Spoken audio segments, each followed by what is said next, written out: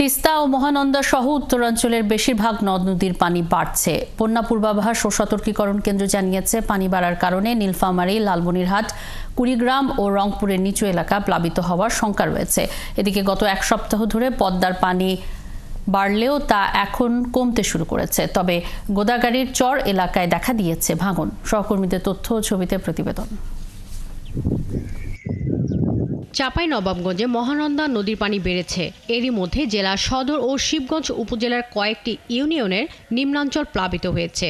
আংশিক ক্ষতিগ্রস্ত হয়েছে প্রায় 2000 হেক্টর জমির ফসল। পানিবন্দী হয়ে পড়েছেন প্রায় 850টি পরিবার। টানা 3 দিনের বৃষ্টিতে দিনাজপুরের নদ নদীর পানির পরিমাণ বেড়েছে। তবে পানি উন্নয়ন বোর্ড বলছে, অন্যান্য নদ নদীর পানি এখনও বিপদসীমার নিচে রয়েছে। রাজশাহীতে পদ্মার পানি কমতে শুরু করেছে।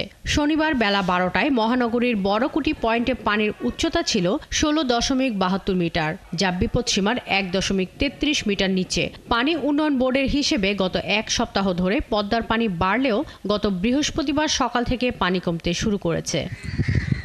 এদিকে গত সপ্তাহে পানি বৃদ্ধিতে রাজশাহীর গোদাগাড়ী উপজেলার চর আশারিয়াদহ ইউনিয়নের বেশ কিছু এলাকার রাস্তাঘাট পানিতে তলিয়ে যায়। চর বয়ারমারি গ্রামের বেশ কয়েকটি বাড়ি সরিয়ে নিয়েছে বাসিন্দারা। এছাড়া চর মাজারদিয়া এলাকায় কিছু ফসলি জমি পানিতে তলিয়ে গেছে।